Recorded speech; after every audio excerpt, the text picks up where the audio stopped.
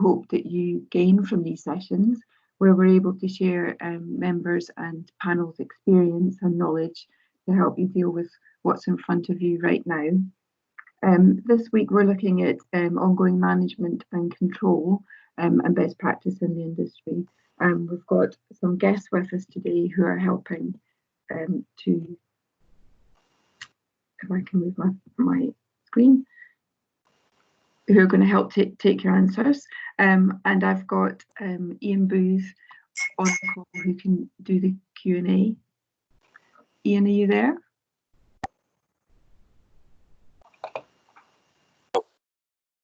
Sorry, I was on mute. Hello, Fiona. So Ian, are you able just to explain how the Q&A will go today? I'll just quickly introduce who's with us.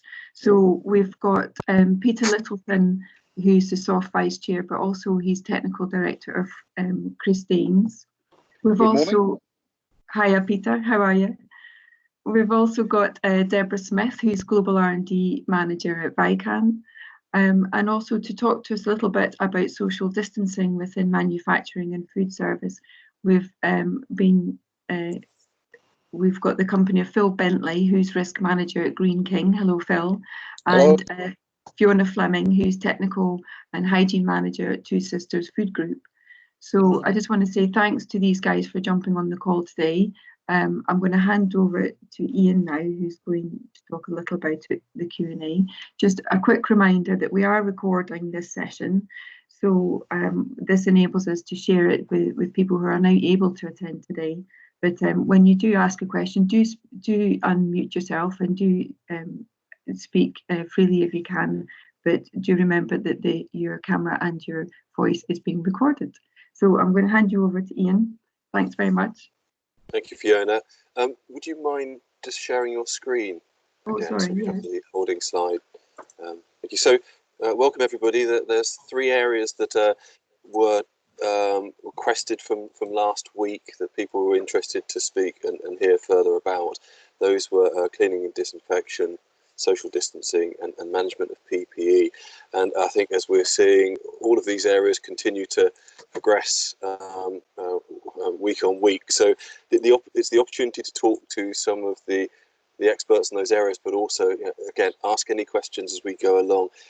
As Fiona said, if I could ask you to stay muted if you're not asking a question, unmute if you do. We'd like to encourage you to ask questions throughout the hour, but also if you wish to post something through the chat function, I'll try and pick up on those and ask those of the panelists at the right time. So with those 3 areas, we've probably got 15 minutes on each to go through. So the first was around, sorry, and if I could just ask, are there any other areas that people would be keen to talk about this week, given anything that's current?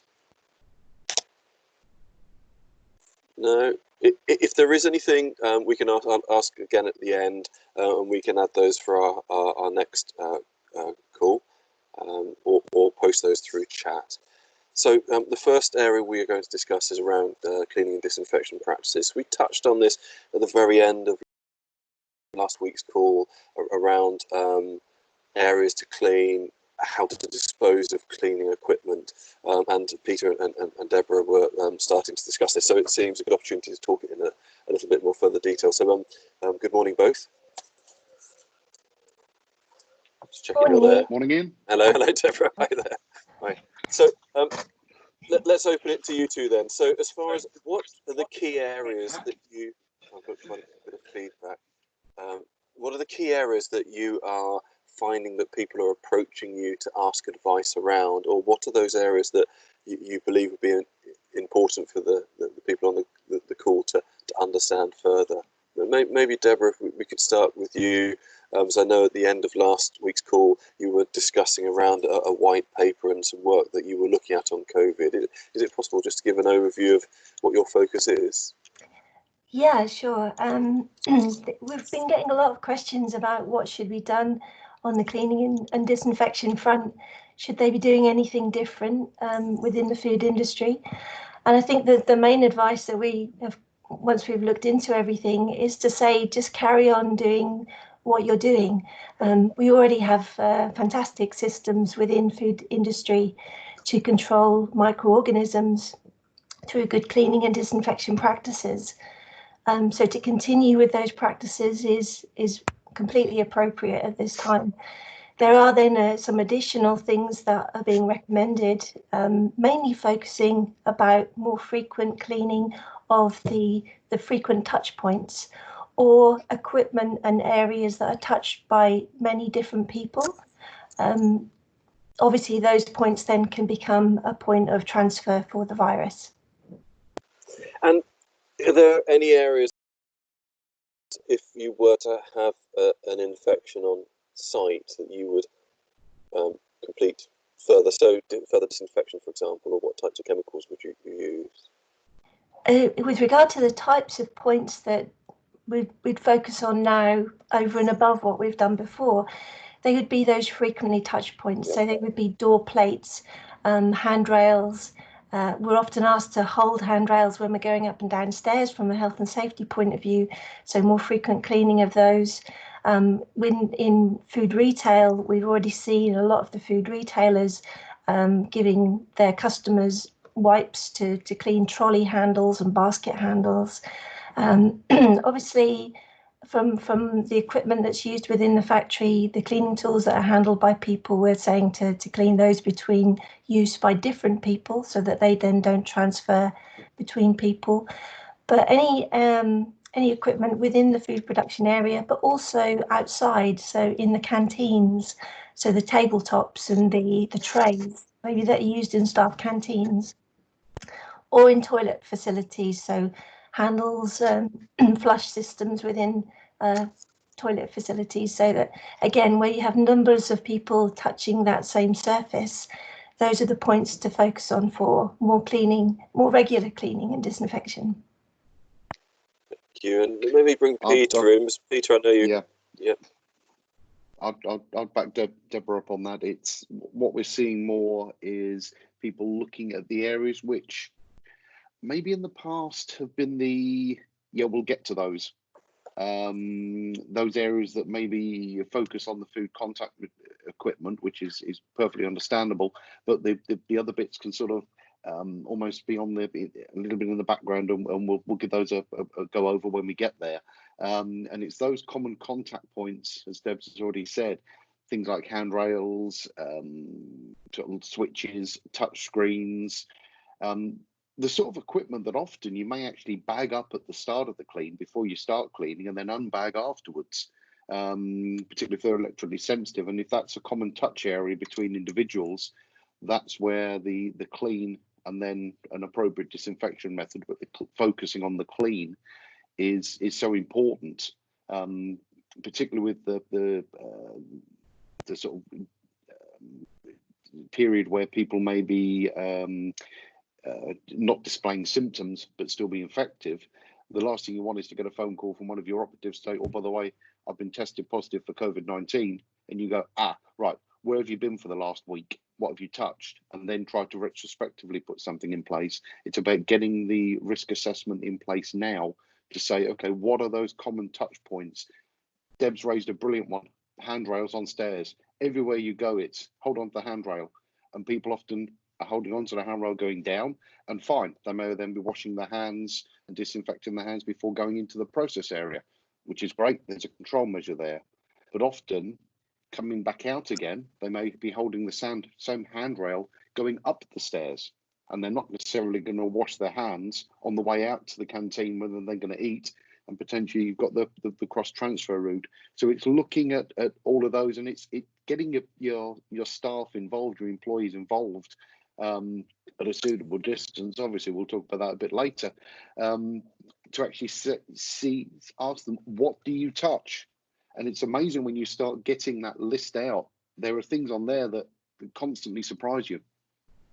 And what I was going to say now. Yeah. And as far as types of chemicals that are being proposed, so I know if you think about the wider world, governments have a list of proposed chemicals, none that have been specifically tested for COVID-19, if I'm right. But can you just give an overview of the types of chemicals and where people could go to get advice on which chemicals to use? I mean, is there a government site that they can use? It's really trawling through and finding the right information. SOFHT has got a cleaning disinfection guide. Debs has mentioned the white paper, which is absolutely brilliant. We've also got a guide on the SOFHT website that's available for download. It talks about these common contact points and the types of disinfectants that have been tested against viruses. So 14476 is the Euro norm for that. But can you increasingly explain? Looking at. Sorry, Peter. Explain to a non-chemical person what that is. Yeah, basically, the Euro norms are a set of standards, for want of a better phrase, which are standard efficacy tests for certain organisms. So, for example, BSE 1276 is a suspension test for bacteria. 13697 is one for killing bacteria that are attached to a surface and includes common pathogens. 14476 is the specific virucidal inactivation one.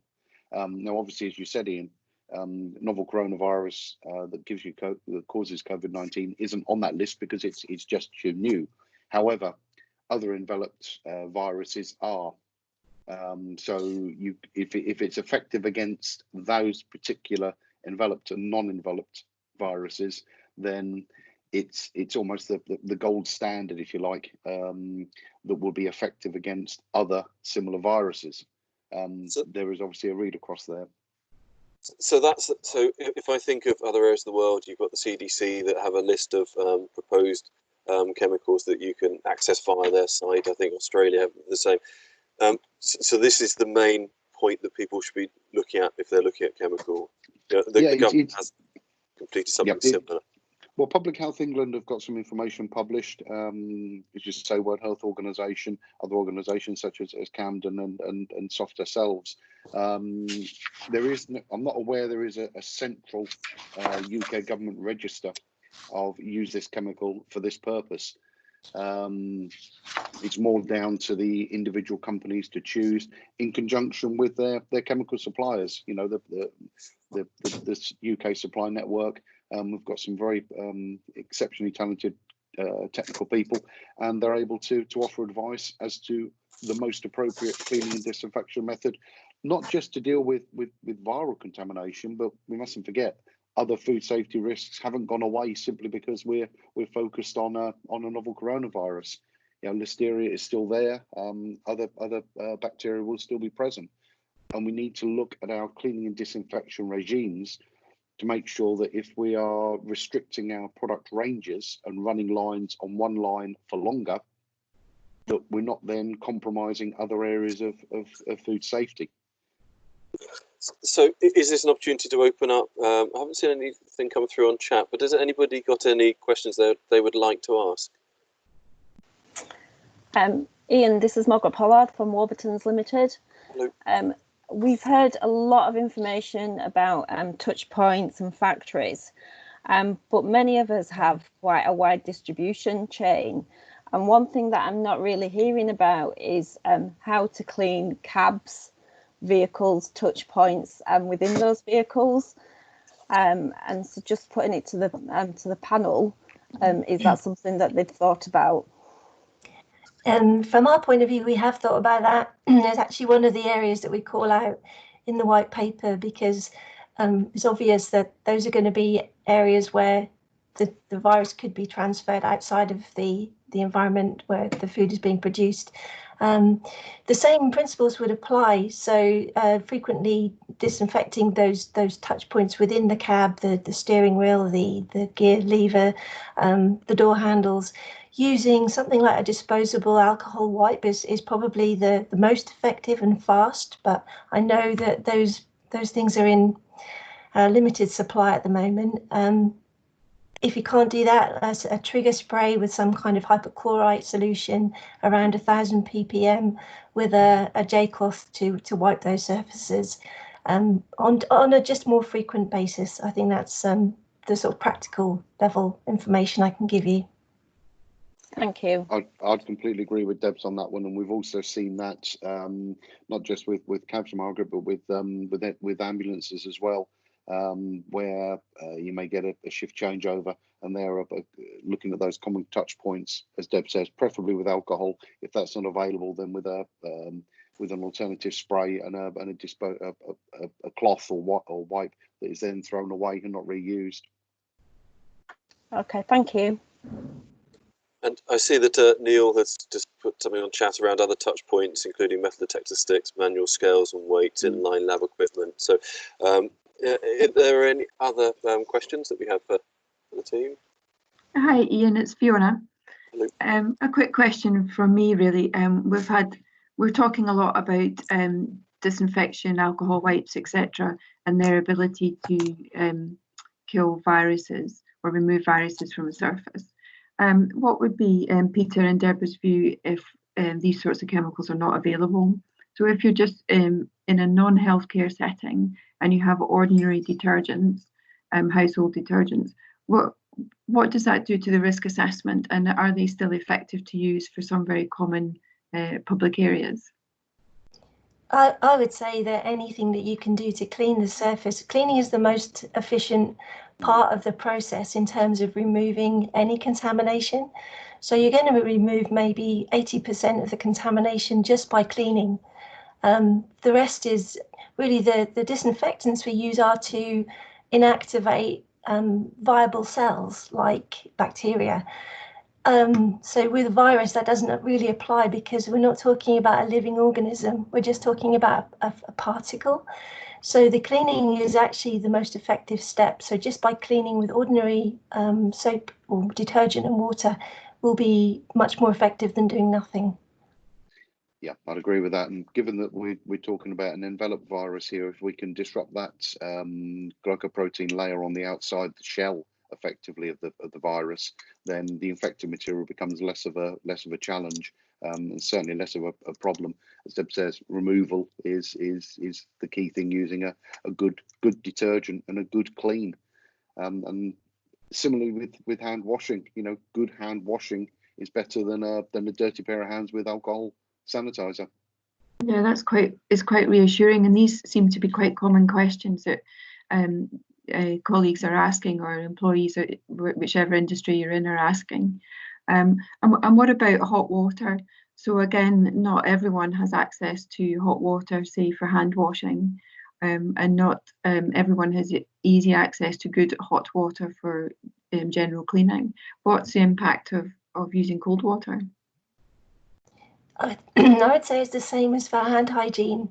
It doesn't actually matter what the temperature of the water you use to wash your hands with. The effectiveness is in the mechanical action that you employ when you're doing the hand washing. So in terms of cleaning a surface, as long as you have some kind of mechanical action through a cloth or a brush or a scrub of some sort, then you'll be removing that virus from the surface. The key thing is to look at with hand washing, where people are washing their hands and how they're washing their hands. We see a lot of people that are missing areas, so the back of the hands, between the fingers, and also fingertips. And that's true for hand disinfection as well. A lot of people will just put some dollops of hand gel on their palms and rub them together, but the fingertips are the key contact points. I've started to see people pressing buttons using knuckles rather than fingertips, even, just to try and avoid that touch point. So it's about looking at where and how people are doing things. But yeah, definitely, cleaning of hands or surfaces is a fundamental control. We've got to get that right. And just one more question, sorry, Peter. In terms of supply of cleaning and disinfection, I know over the last few weeks, getting detergents and good quality detergents has been a struggle. What's supply looking like now? Is it recovering? Detergent-wise, we've to be fair, and I'm finding something wooden here to touch, we've not really had that much of a problem with the actual detergents. It's more been the supply of the alcohol, and then the thickener, particularly to make the alcohol gels. At the moment, we're not seeing or anticipating problems in supply. We're seeing raw material shortages in one or two places and on one or two key ingredients. And we're also seeing the prices of those raw materials increasing quite dramatically because there's a supply and demand effect, not only in the UK, but across the world. In the UK itself, we're not at the moment, as I say, seeing a big problem in getting hold of a lot of the chemical components. One of the bigger challenges we're having is actually, and Deb's alluded to the problems with wipes earlier, it's not so much a problem with the liquid, but we're struggling to get hold of things like wipe buckets, trigger sprays, because a lot of those plastic items come from a country quite a long way away that suffered with this to start with. And now their economy is getting back running. We're starting to see those supply chains from China starting up again, but it takes a while for those items to get across to us. I was talking to a wipe manufacturer last week, and we've got a solution we can put in, but we're short on buckets and we're short on the actual wipe material to make the wipes out of. So it's not just one element that needs to be considered here. It's sort of a wider picture. We're talking to a lot of people about holding on to trigger sprays, holding on to application bottles, and refilling from larger containers that are more readily available. So decanting, there's obviously a health and safety implication there, and that needs to be factored in. And again, we've covered that on the SOFHT briefing that's available on the website. Just a bit of a plug there for the SOFHT briefing. Good for you. Good for you. Shameless. I read a story on LinkedIn from Brewdog, the beer manufacturer, who had made some hand gel, and exactly as you said, they struggled to get hold of containers, so had filled some mini beer bottles I saw that, with their hand gel formulation, which I mean is fabulous for them to do it. But actually, going into the food industry, a glass bottle with a metal cap that needs a beer bottle opener to get into does come with some logistical issues for us. What could possibly go wrong? Absolutely. One of the challenges we have seen actually with regard to the alcohol, and it came through from one of our customers as a concern, is where you've got a properly formulated gel product that's alcohol, but also in sort of emollients and sort of the gel thickener is great. If you use that too much, it will eventually start to cause some drying of the hands. But we've also seen some of the brewers and distillers producing just a straight 60% alcohol solution and providing that to people with the absolute best of intentions. However, if you're routinely pouring just straight 60% alcohol and a bit of water onto your hands and rubbing it in, it will start to cause some potential skin contact issues over a period of time, and we've started to see one or two reports, mainly coming in from Europe, where that's been the case. That stuff's better off in a glass with ice, isn't it, Peter? Totally agree. Fiona, we're on the same page there. Well, that'll probably lead us into because Fiona, I know you're up next in a minute. Maybe we just another minute if there's anything else around cleaning and disinfection. Otherwise, we can move on to social distancing. Any other questions from anybody? Yeah. Good morning, everybody. It's Andrew Green here from Green Tech. I'm really new to the SOFHT forum, so please apologise my nervousness. But one of my principal concerns has been areas like locker rooms, which are notoriously difficult to clean and disinfect. But it is the same point in every establishment which people will pass through, even if they're asymptomatic. And I just wondered what the panel's view were on things like hydrogen peroxide vapour for disinfection. Yeah, I mean, it's an effective disinfectant. I mean, hydrogen peroxide, any of the oxidizers are particularly good at inactivating viruses as well as killing bacteria. But again, we return to the point of if you've got a surface with debris on it, you're going to get blockage, you're going to get occlusion of the disinfectant. So if the disinfectant doesn't get to the source of contamination, because it's been covered by debris or by grease or fat or whatever, then, or even by contact from people's hands, it's going to be of limited effectiveness. So the key is still to do a good clean and then to disinfect using the most appropriate method. Yeah, I'd agree with P on that one. Just make sure that everything is clean before you employ any disinfection technique. Something like hydrogen peroxide in a gaseous form hydrogen peroxide has been shown to be effective against viruses, so that's a good thing. In a gaseous form as a whole room disinfection technique, it's quite good because it gets into all the nooks and crannies that traditional fogging wouldn't. But it is important to make sure that everything is clean before you do that disinfection step. It's also the logistics of when you actually carry that out. If you're going to fill any room with a fog disinfectant or a gaseous disinfectant, is making sure you blocked up all the gaps, making sure that you can achieve a sufficient saturation in the atmosphere to actually achieve the point you're trying to get to. So achieve a decontamination. And then obviously you've got to not only allow the time to fill, the contact time, and then you've got the dissipation method. So you need to make sure that the fumigant, for want of a better phrase, is clear for the environment before your staff start wandering in. We should probably move on. We did have a question. Maybe that was the last one on chat, which was from Francis. I think Fiona's maybe answered it, but how can we protect our hands and skin from repeated use of hand sanitizers? And Fiona, you mentioned barrier creams. Maybe we just answer that one, then we'll move on to social distancing. So, Deborah or Peter, any thoughts? Oh, yeah, we're seeing how. The thing is, we're all washing our hands a lot more. We're all disinfecting our hands a lot more, even in the home scenario. And barrier creams and recovery creams are something that are also fitting into the difficult to get hold of category at the moment, because some of the raw materials are difficult to source. But certainly some form of recovery cream is going to be necessary. Oh, you're frozen, Pete. Oh, that's quite good, isn't it? Eventually our hands you're back. He's back. Get used to it. I think, Peter, we're losing you a little. Others on the call may find. You'd never be able to do that to Pete in real life. No. He doesn't have a pause button. So, Peter, we're losing you a little bit. You kept breaking up. Oh, dear.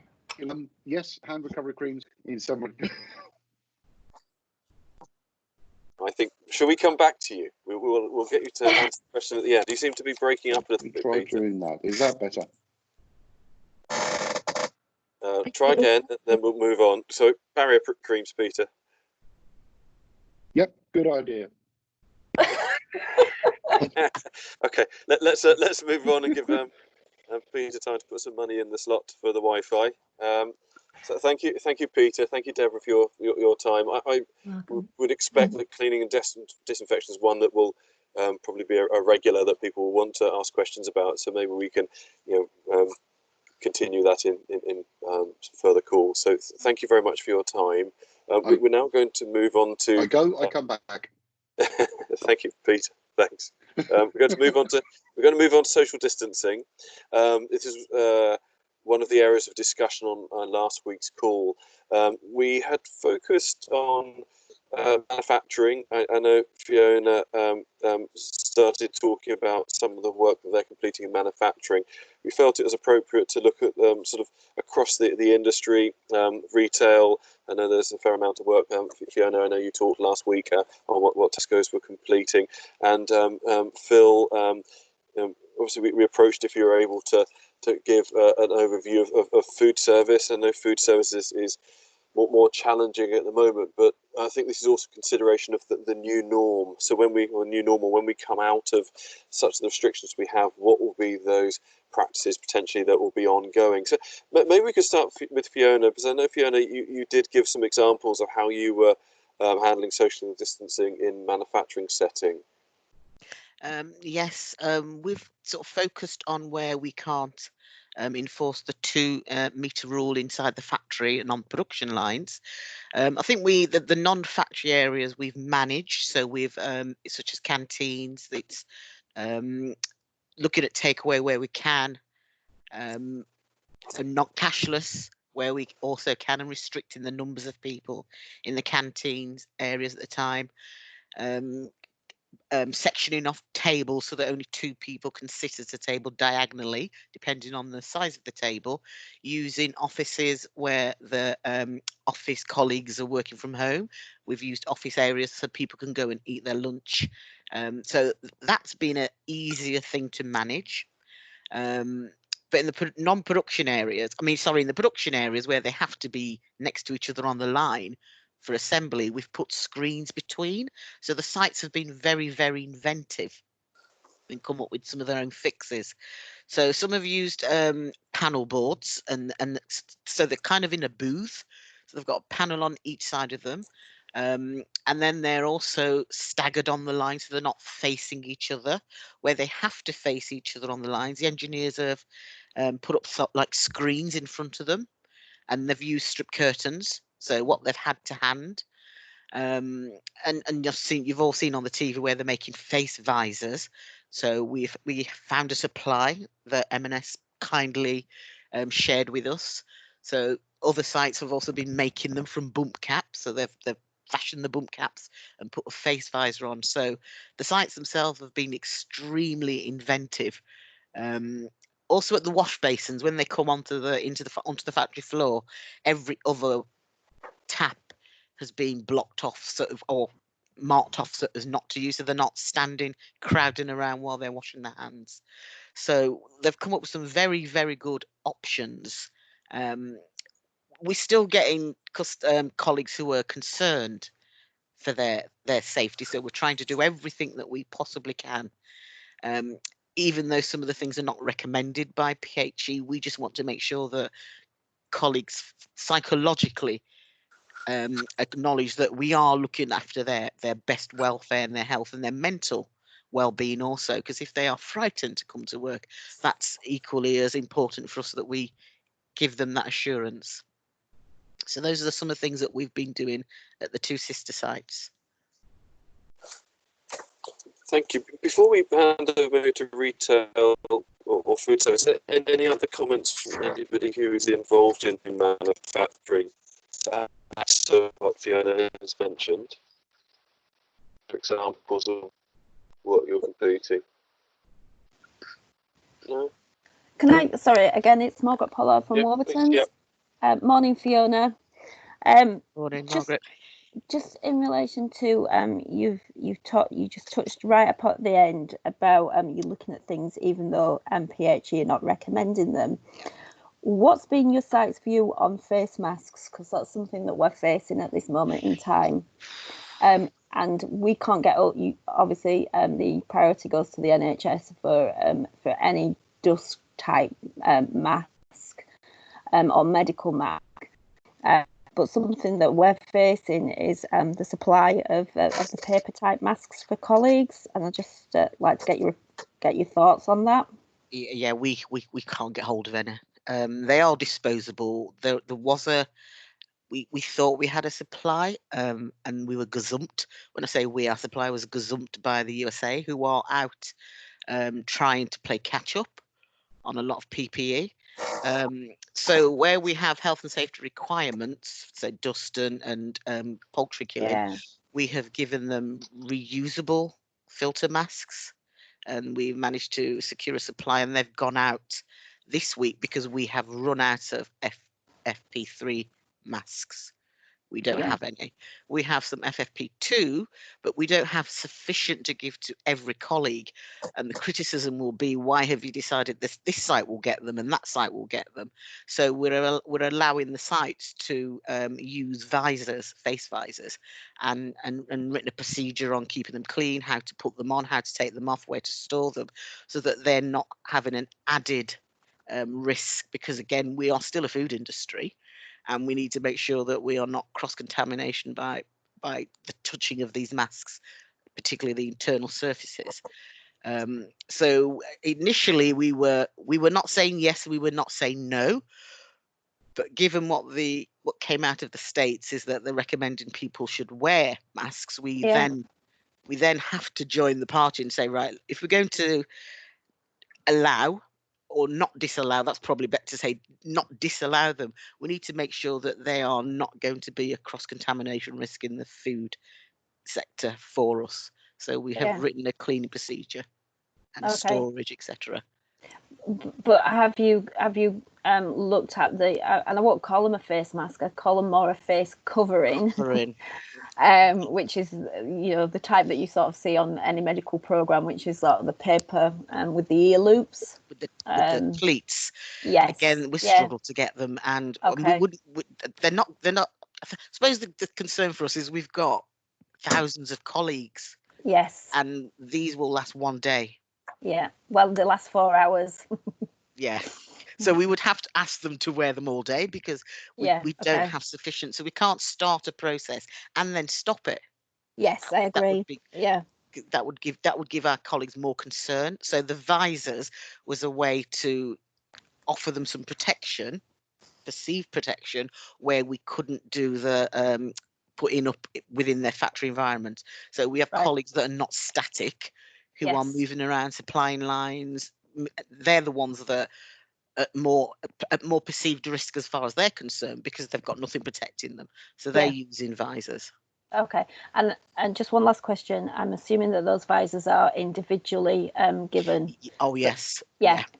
Thank you. So the procedure included marking them up. So either a name, a clock card, either they etch them or put a permanent marker in, obviously not in the vision part. Yes. And then make sure that they are well maintained and cleaned. All right, lovely. Thank you. Welcome. Thank you. Maybe we can bring in Phil. Phil, if we look at food service, obviously the situation at the moment is fairly challenging with facilities generally closed. Just your thoughts really as facilities start to open, or those that are still preparing takeaways. Any thoughts around social distancing within food service?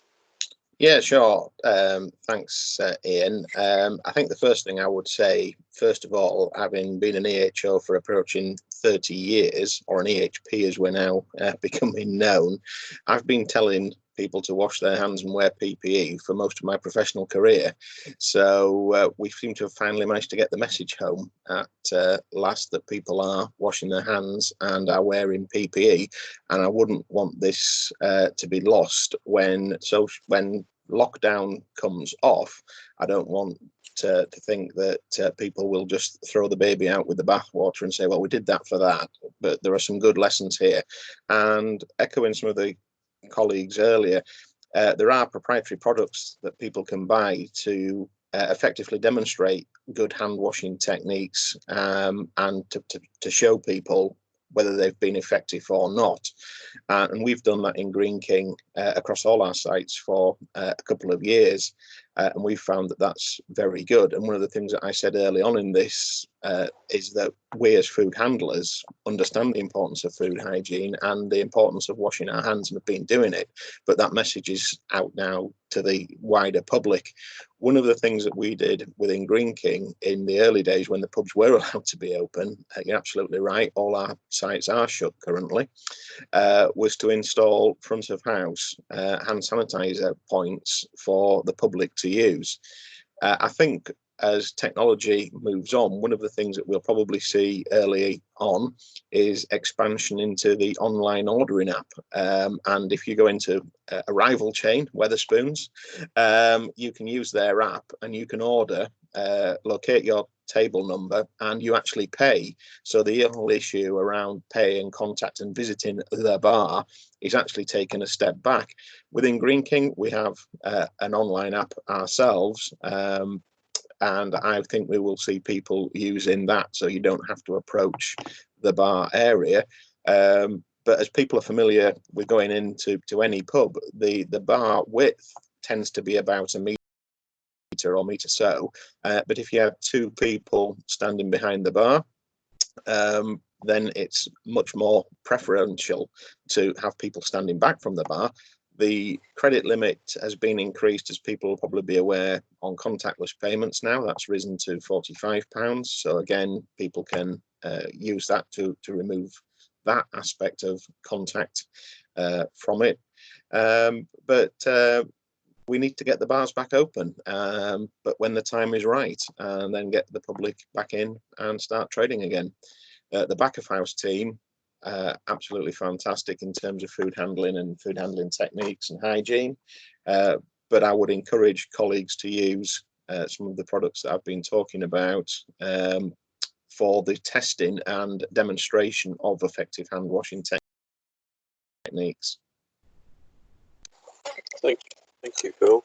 Thank you. Maybe I can also then bring in Fiona, discussion around retail, and then we can open up for questions to any of the panelists. So Fiona, we talked on the previous week's call, or I think the last couple, around some of the areas that the retail are completing. Are there any that are being identified more recently that we may not be aware of, or just be seeing more recently within retail?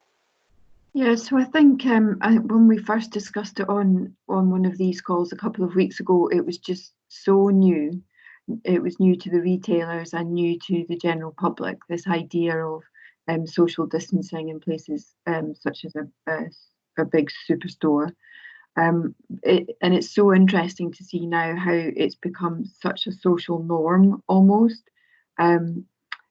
Generally, I would say, speaking from a Tesco perspective, that we've certainly embedded the social distancing as a more permanent feature. So when we first discussed it, we were deploying tape on the floor to mark where to stand back from checkouts, customer service desks, etc.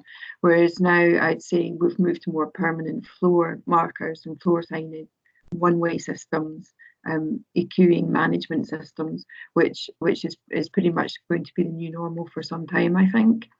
So I would say that we've matured in our approach to it, but also what we've noticed is that the customers themselves have adopted it very well in the main. There are still lots of challenges.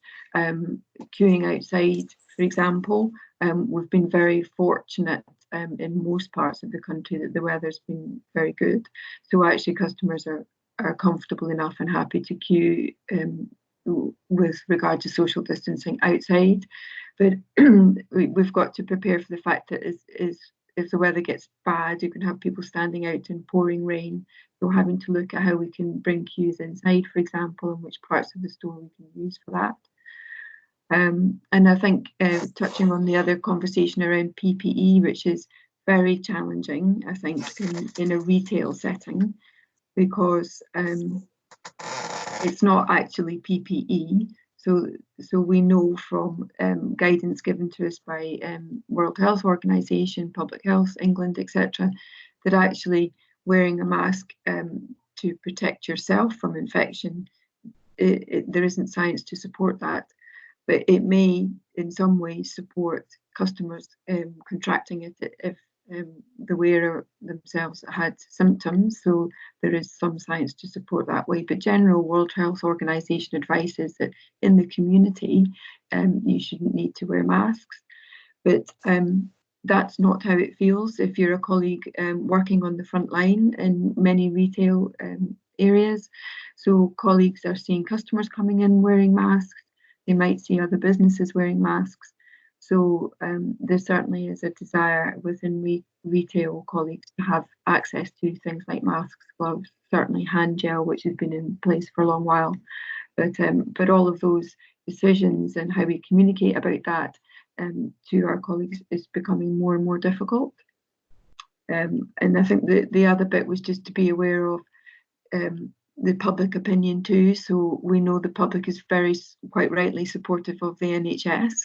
And we don't want the retail industry to be taking equipment away from NHS. So we shouldn't really be purchasing product which otherwise could have been directed to there. So we're in a very difficult place. As somebody mentioned, this difference between wearing a mask as PPE or a face covering, which will have some limited effect, but might make colleagues feel better. So yeah, that's kind of in a nutshell some of the current difficulties we're having. So happy to take any questions on those. Any questions from anybody across any of the sectors that we've discussed? Ian, just if I can come back Sure, in on Phil, yep. points. Thanks. Some of the colleagues on the call may well have been on the same call that I was last week with the World Health Organization through IOSH, where they gave a very good overview of the virus. And one of its characteristics as viruses go is this is particularly a heavy one, which means it's not traveling too far, which is why we've got the 2 meter. It's not just being plucked out of the air. If people are thinking, why did they say 2 meters, not 1.5 or 1 meter or 3 meters? The World Health Organization have said that it's a heavy virus and won't travel too far. The other comment that they went on to make on the same call was that apparently people who have COVID-19 are more infectious and have a greater chance of passing it on before they actually start to show the signs. And of course, before you start to show the signs, you don't know you've got it. So that's really why it's taken everybody by surprise, just in the way that it's able to infect people and pass people on before they actually realise they've got it. And I thought that was just worth sharing. And as I say, that information is available through the World Health Organization. I think you're absolutely right, Phil, which is why colleagues on site are concerned that they've got no protection whatsoever, and they see that the public are told to keep your distance, and then they get into the factory and they're jammed on a line with no protection. So we've encouraged them to come up with ways that they can still continue to work, and to a degree, it's been very successful. We have had some challenges from the unions, and where we've had those challenges, we've tried to work with them and put in place other actions that make colleagues feel happy. Hence the use of visors, temperature checks. Some of the sites were concerned that people may be ill and don't know it, asymptomatic. So we've allowed them, where colleagues have got concerns, they can go to the occupational health nurse and she can use an infrared no-touch thermometer just to give them some reassurances. And we are aware that the virus is heavy, so we are concerned that with the face visor on, it does fall. I mean, good practice in factories has always been, as we all know, we've always been practicing good personal health, is to sneeze in or cough into the crook of your arm while you're on the line. My concern was that the visor would take that ability away. So you can't, if you're going to sneeze or you're going to cough, you've got a visor in front of you that you then have to quickly get out of the way and then, cough or sneeze. And then we're concerned that we've got, excuse my phrasing, drippage from these visors. And that was my concern at the very beginning. But it's a psychological that we have to bear in mind, that people are fearful. So we have to give them some options. Yes, Fiona, and I think we're very much aware of that in the retail industry as well, and the manufacturing part of the industry will have the same issue, which is we need to encourage our employees to feel safe in order for them to come to work. Otherwise, the absence issue becomes even bigger than it is already. But also the other thing that we're quite conscious of with the current lockdown is that either members of the public or our employees are only going out to shop for essential items, or they're going out to work for those jobs that they have to go out to work to. So in this period of lockdown, infections or anybody who contracts COVID-19 might make an easy leap to conclude that, well, I've been in my house for 3 weeks, the only place I've been is to my local shop, or the only place I've been is to my work, therefore that's where I got it from. And I think long term we need to be able to make sure that any future challenges that we right now have done everything that we could have done to make those people safe and to make them feel safe. Thank you, Fiona. Any other comments or questions from anybody? I've popped on the chat. Sorry, I was on mute. WHO have actually started a project. They've got a couple of projects, or lots of projects running. One of the ones is to do with the effectiveness and the efficacy of face masks. I seem to recall it was kicked off by a study from MIT, talking about the role that they played. One of the other ones they're looking at is the survival of this particular viral particle on hard surfaces, because there seems to be quite a variance in the literature currently about how long coronavirus particles can actually remain in an effective state, depending on the environmental conditions. Of course, towards the tail end of its life, its ability to cause infection is going to be reduced, but it's just how long it actually remains as a problem on surfaces. As Fiona said, the clear face visors are a great way of providing everybody with their own personal screen, but you have got to watch and I will be nicking that phrase, Fiona. You have got to watch the expulsion of fluids from them. Sorry, Peter, Seb. Sorry, Ian. Just to say that at that same WHO webinar, they also talked about the fact that they're putting together guidance for the food industry in relation to the control of SARS-CoV-2. So it's not available yet, but they said as soon as it's available, it will be up on their website, which is www.who.int.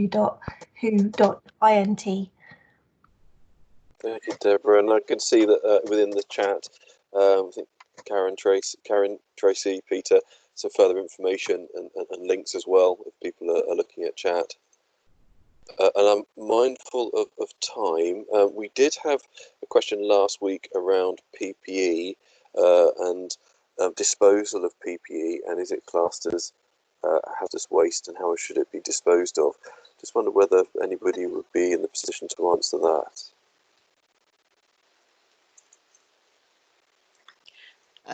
Fiona Fleming. I would say it's no more hazardous than if you were doing a bodily fluid cleanup procedure, in that you double bag it and then just dispose of it. And that's what we've documented in our cleanup procedure. If we get any other update to that, we will make amends, as I'm sure we're all constantly doing, slightly tweaking information that we give to our site colleagues depending on what information we get back. But for now, we've not treated it as hazardous waste. We've just made sure that they follow the bodily fluid cleanup procedure in dealing with anything that may have come into contact with a suspected COVID-19 case. Ian, it's Margaret Power from Warburton's. What I've read from government guidance is that any potential contamination, that if you keep it double bagged for 72 hours, it can then be disposed of in the normal waste disposal system, because the virus would have lost its potency over the 72 hours. Yeah, that's exactly what we've put into the white paper as well, Margaret. Actually, anything that's been used with a disinfectant can probably be disposed of in the normal course of time, because the disinfectant will be there to continue to inactivate the virus. But anything that has been used without a disinfectant, we are suggesting as a precaution, double bag and leave for 72 hours before disposal. And so the reference, if people wish to look for a reference to quote that from. I think it's on the government website, and it's in one of their guidance documents, and I think it's for households, where that you are getting where you are removing waste, where you've had potentially somebody suffering in the house with COVID-19, and you need to dispose of things. It's either in there or it's in the care setting guidance note for carers. Yeah, I think there's a number of references to it, which I can supply you with afterwards, Ian, and we can share those. Yeah, maybe we can put them on the SOFHT website or something so people can have a look. Yeah, sure. If that's okay. Okay. Thank you. I'm mindful we've got 5 minutes left. We should really hand over to Fiona again. So was there one last question or comment? I've got a comment. There is there's a WhatsApp group that WHO have put out, and you select a number and it sends you information back. And there's one that's really good. It's a Mythbuster. So I've sent it to all the people that keep sending me articles that they've read on Facebook or Instagram, and they're quoting it as fact. So Don't you love getting those? Sent them the WhatsApp link and said, if you find anything on there that I don't know, please let me know. Otherwise, stop. Thank you, Fiona. It's very, very useful. And I'll hand over to the other Fiona now to close out as chair. Yeah, thanks, Ian. Thanks, everybody. Please do continue to share links or anything like that in the chat, and we will make sure at SOFHT that we share those on our website. And do remember that the recording of today's session will be available on our website via YouTube. So if you want to share it around, please do. I just want to say thanks again to Peter, Deborah, Phil, and other Fiona for their wonderful contributions. I personally have taken about 4 pages of notes here, so definitely very helpful. And I just think the forum here, which is relaxed, which is about supporting each other and sharing your own experiences or ideas and any contacts, I think is definitely working. And we look forward to welcoming you to more of these sessions. So I will say thank you again to Ian for being very good at expertly chairing a big group of people. So well done, Ian. And thanks everybody. Please do stay safe. Have a great Easter. And we look forward to talking to you at our next session very soon. Great. Thank you. Thank you. Thank you.